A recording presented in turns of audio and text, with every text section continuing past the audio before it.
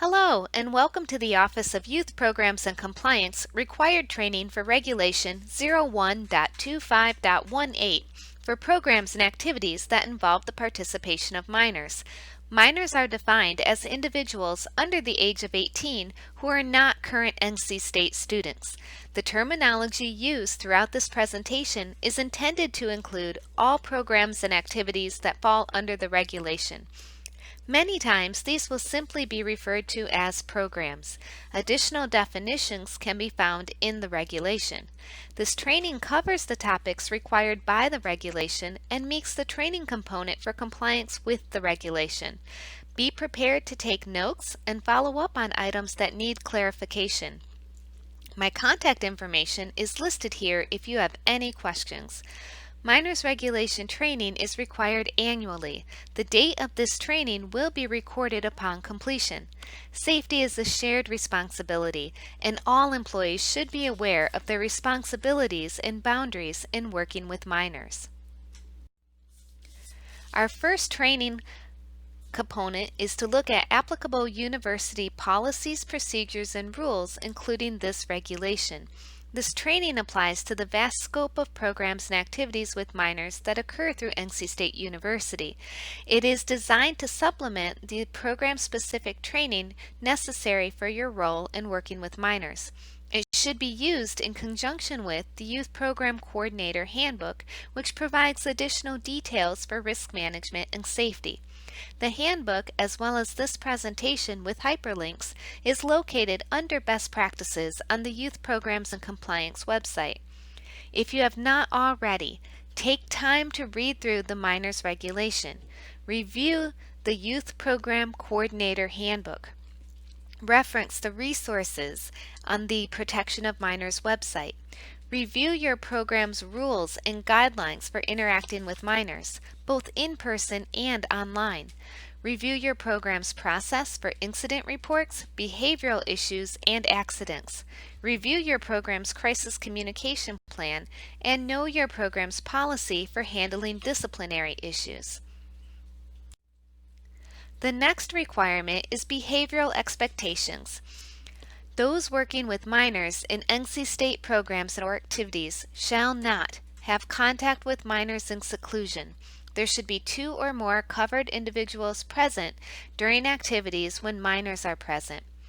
Enter a minor's room, bathroom facility, or similar area without another covered individual in attendance. Share accommodation with minors, with the exception of minors' parents or guardians sharing accommodations with their own children. Engage in abusive conduct of any kind toward or in the presence of a minor. Strike, hit, administer corporal punishment to, or touch in an inappropriate or illegal manner any minor. The expectation regarding no one-on-one interactions with minors in seclusion may need further review in your program practices. This expectation refers to both online and in-person interactions. Please talk with your leadership and refer to the handbook for best practices.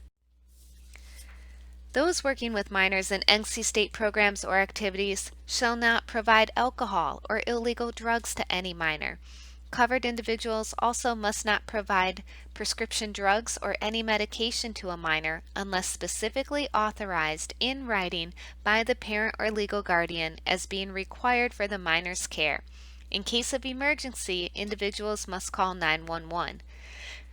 Shall not use a personal vehicle to transport a minor.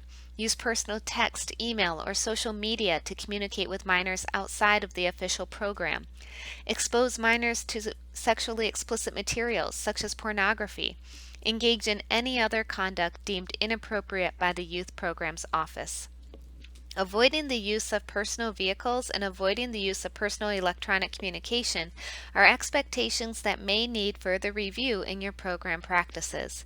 Contact your leadership or the Office of Youth Programs and Compliance for clarification. Next, we will look at risk management, best practices, procedures, and guidelines for all program activities. First, identify areas of risk and then structure activities to avoid or mitigate the risk. Typical areas of concern include transportation, locker rooms and restrooms, electronic communication, health and medical conditions, allergic reactions, labs and fieldwork, or overnight stays. Good decisions and attentive supervision can reduce the risk in these areas significantly. Refer to the Youth Program Coordinator Handbook for best practices. Risk management practices, procedures, and guidelines for online programs and activities. If you are planning an online program or activity, review the links provided in these slides. Avoid using a personal phone number, email, or social media account to communicate with minors. Use NC State or program-specific platforms that are monitored by multiple program staff. One of the most important guidelines when working with minors is to avoid one-on-one interactions in seclusion. For virtual interactions, have 2 or more program staff present or have at least 3 people involved in any interaction with minors. For example, if your program meets online with minors by appointment, send a virtual meeting link to the participant as well as their parent or legal guardian. For email correspondence with minors, use or copy an office email account that is monitored by multiple people. These are the supervision ratios provided by the American Camp Association and should be used for in-person programs and activities. Minors must be supervised throughout the duration of the program or activity. Be sure to avoid distractions while supervising minors. Depending on your location and program activities, emergency situations may be handled differently. Make sure you know your program's plans for safety in each of these situations. The safety plans, including crisis communication, should be in your unit's PAC Ready plan. Next, we will look at health and first aid. Review this list and the details related to each of these in the Youth Program Coordinator Handbook. Make sure you are aware of your participants' health history, allergies, and medical needs. Monitor participants for symptoms of illness. Inform parents in writing of situations when they will be notified of participant illness or injury. Document when parents have been contacted or attempts to contact have been made. Maintain records of all health care provided and reports of all incidents requiring medical treatment. Procedures regarding COVID-19 change frequently. Review these resources for returning to in-person programming for minors during the pandemic. Also, refer to your program or unit's PAC Ready plan for detailed information. We will now transition to child abuse identification and reporting. The information on the upcoming slides may be difficult for some. Please know there are resources available if you need additional assistance. Please feel free to reach out to the Office of Risk Assessment and we are happy to help. Based on the statistics shown, we know that child abuse is prevalent in the community and exists even in higher education. In looking at 2020 legal trends, there are child abuse cases pertaining to distinguished faculty members, trusted teachers, a current student, a resident advisor, a campus safety officer, and a former Olympian serving as a coach. None of these cases are from NC State, but our community is not immune. We must be vigilant and look for warning signs and prevent abuse from happening in our programs and activities.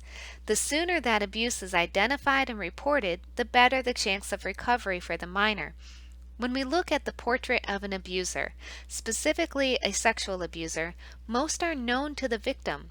The abuser could be a family member, friend of the family, teacher, older youth, coach, counselor, or another child under the age of 18. As more programs and activities are moving online, cybercrimes against children are rising. Predators meet minors online and begin a relationship to earn trust and then take advantage of the minors. They may pose as someone younger. They may ask a child to send inappropriate pictures and videos, which could then be used to threaten and extort the minors into providing more graphic images. The effects of abuse have long-lasting emotional impact. Abused children can blame themselves, lack trust, and have difficulties forming relationships into adulthood. Often these children feel that they are worthless or damaged at their core. As an adult, this may cause the victim to fall short of reaching his or her potential and puts them more at risk for abusing other children. The effects of child abuse affect not only the individual, but current and future communities as well. We will now look at the 4 types of child abuse: physical, emotional, psychological, neglect, and sexual. Physical abuse is non-accidental physical injury ranging from minor bruises to severe fractures or death as a result of punching, beating, kicking, biting, shaking, throwing, stabbing, choking, hitting, burning, etc., inflicted by a parent, caregiver, or other person that has responsibility for a child regardless of intention. Emotional or psychological abuse is a pattern of behavior that impairs a child's emotional development or sense of self-worth, including constant criticism, threats, rejection, exposure to domestic violence. Neglect is failure to provide for a child's basic needs, including physical, medical, and emotional. Sexual abuse is any sexual act between an adult and a minor or between 2 minors when one exerts power over the other. The risk for sexual abuse in youth activities requires a closer look. Sexual abuse doesn't always involve bodily contact. If an adult engages in any sexual behavior with a child to meet the adult's interests or needs, it is abuse. Indecent exposure, exposure to pornography, exploitation through prostitution or the production of pornographic material, sexting and other communication in a sexual manner over the phone or internet is abuse. Sexual abuse can occur between members of the opposite sex or members of the same sex. Sexual abuse is a crime. Aiding and abetting a sexual offender is also a crime. All child sexual abuse is an exploitation of a child's vulnerability and powerlessness in which the abuser is fully responsible for the actions. Be aware of these possible warning signs. A warning sign is an opportunity for prevention and a chance for you to recognize a risk to a minor. Abused children may display a wide range of physical or emotional symptoms. While these symptoms do not necessarily indicate that child abuse has occurred, they combine to raise your level of concern about the situation. Also know that sometimes there are no warning signs. Warning signs can differ by the age of the minor. A child is more likely to suffer abuse or neglect in the home than at a camp or program. A child may disclose to a trusted adult that a relative or caregiver is abusing them. If participants disclose personal information that causes alarm, we must report it. During disclosure, avoid denial. Provide a safe environment. Reassure the child and really listen. Do not make any assumptions, do not interrogate, and don't make any promises. Document exact quotes, be supportive and non-judgmental, and seek advice. There are 4 questions you can ask. What happened? Who did this to you? When did this happen? Where were you when this happened? Asking any additional questions may contaminate a case. Always report it. Due to the sensitive nature of this type of report, it is important to maintain the highest level of confidentiality and professionalism. Our next training requirement is to review the procedures for reporting incidents of suspected abuse or neglect or improper conduct.